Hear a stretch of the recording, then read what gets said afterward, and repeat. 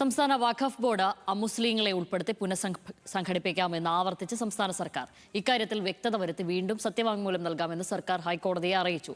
അമുസ്ലിങ്ങളായ അംഗങ്ങളുടെ നിയമനം ആവശ്യപ്പെട്ടുള്ള ഹർജി തള്ളണമെന്നാണ് സർക്കാർ നിലപാടെന്ന് മുഖ്യമന്ത്രി സംസാരിച്ച് മിനിറ്റുകൾക്കുള്ളിലാണ് കോടതിയിൽ മലക്കം പറഞ്ഞത്. അമുസ്ലിം നിയമനത്തിന് സമ്മതിച്ചത് പിണറായി സർക്കാരാണെന്ന് വി ഡി സതീശൻ ആരോപിച്ചു. മുസ്ലിങ്ങളെ UDF-നും ഈ സർക്കാരിനും എതിരാക്കുന്നതിന് വേണ്ടി തെറ്റായി നടത്തിയ വർഗീയ പ്രചാരണമാണ് പ്രതിപക്ഷ നേതാവ് നടത്തിയത്. ഈ ഹർജി തള്ളണം എന്നാണ് ഞങ്ങൾ ആവശ്യപ്പെട്ടത്.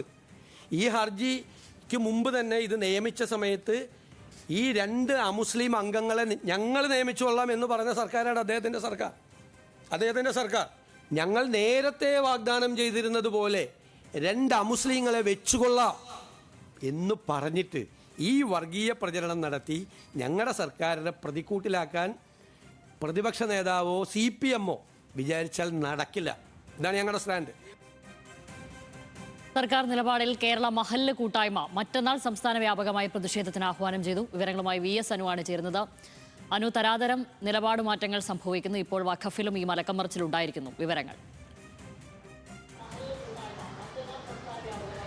ഷാബിലി, വഖഫ് ബോർഡ് പുനഃസംഘടിപ്പിക്കുമ്പോൾ 2 അമുസ്ലിങ്ങളെ കൂടി ഉൾപ്പെടുത്താം എന്നുള്ള ഒരു നിലപാടാണ് ഇപ്പോൾ സർക്കാർ എടുത്തിരിക്കുന്നത്. അതായത് ഈ നിയമനങ്ങൾ നടത്തണമെന്ന് ആവശ്യപ്പെട്ട് നൽകിയ 4 ഹർജികളിലും അത് തള്ളണം തങ്ങളുടെ നിലപാട് എന്ന് മുഖ്യമന്ത്രി വി ഡി സതീശൻ വാർത്താ സമ്മേളനം നടത്തി നാവെടുത്ത് വാക്യത്തിട്ട് മിനിറ്റുകൾക്കുള്ളിലാണ് ഹൈക്കോടതിയിൽ ഒരു അഭിപ്രായം സർക്കാർ ഇപ്പോൾ പറഞ്ഞിരിക്കുന്നത്. അതായത് വഖഫ് ബോർഡ് പുനഃസംഘടനയിൽ 2 മുസ്ലിങ്ങളെ കൂടി ഉൾപ്പെടുത്താം എന്നുള്ളതാണ് ഇപ്പോൾ സർക്കാർ നൽകിയിരിക്കുന്നത്. മാത്രമല്ല, സുപ്രീം കോടതി അംഗീകാരം ഉള്ളതിനാൽ ഇപ്പോഴത്തെ ബോർഡിന് സിറ്റിംഗ് നടത്താമെന്ന് ഹൈക്കോടതി ഹർജി പരിഗണിക്കുമ്പോൾ പറയുകയും ചെയ്തു. ഇവിടെ ഇന്ന് ഈ പ്രതിപക്ഷ നേതാവ് പിണറായി വിജയൻ ബോധപൂർവം ഒരു വർഗീയ കലാപം നടത്താനുള്ള അല്ലെങ്കിൽ അത്തരമൊരു ശ്രമം നടത്തുന്നു എന്നതാണ് പ്രതിപക്ഷ നേതാവിനെതിരെ മുഖ്യമന്ത്രി നടത്തിയ ഏറ്റവും പ്രധാനപ്പെട്ട ഒരു ആരോപണം. അതിന് ആധാരമായി അദ്ദേഹം ചൂണ്ടിക്കാണിക്കുന്നത് പിണറായി സർക്കാരിന്റെ കാലത്ത് ഇറക്കിയ ഉത്തരവാണ്. ആ ഉത്തരവിൽ 2 മുസ്ലിങ്ങളെ നിയമിക്കാം എന്ന് പറഞ്ഞിട്ടുണ്ട്. ഇപ്പോൾ ഏതാണ്ട് നമ്മൾ പ്രതിപക്ഷ നേതാവിന്റെ ഓഫീസുമായി ബന്ധപ്പെട്ടിരുന്നു. അവർ പറയുന്നത് ഈ കേന്ദ്ര നിയമം ഉള്ളതിനാൽ സർക്കാർ ഉത്തരവിൽ ഞങ്ങൾ ഇതിന് തയ്യാറല്ല എന്ന് പറയാൻ കഴിയില്ല. പകരം എന്താണ് ചെയ്തത്? അങ്ങനെ ഒരു ഉത്തരവ് ഇറക്കിയെങ്കിലും 11 പേരടങ്ങേണ്ട വഖഫ് ബോർഡിൽ 9 പേരെ മാത്രമാണ് നിയമിച്ചിരിക്കുന്നത്. 2 പേരെ നിയമിച്ചിട്ടില്ല. ഈ ഭേദഗതിക്കെതിരെ ഈ പറയുന്ന നിയമസഭയിൽ പ്രമേയം പാസ്സാക്കിയിട്ടുണ്ട്. കോടതിയിൽ വളരെ കൃത്യമായി മുസ്ലിങ്ങളെ നിയമിക്കുന്നതിന് നിലപാട് എടുത്തിട്ടുണ്ട്.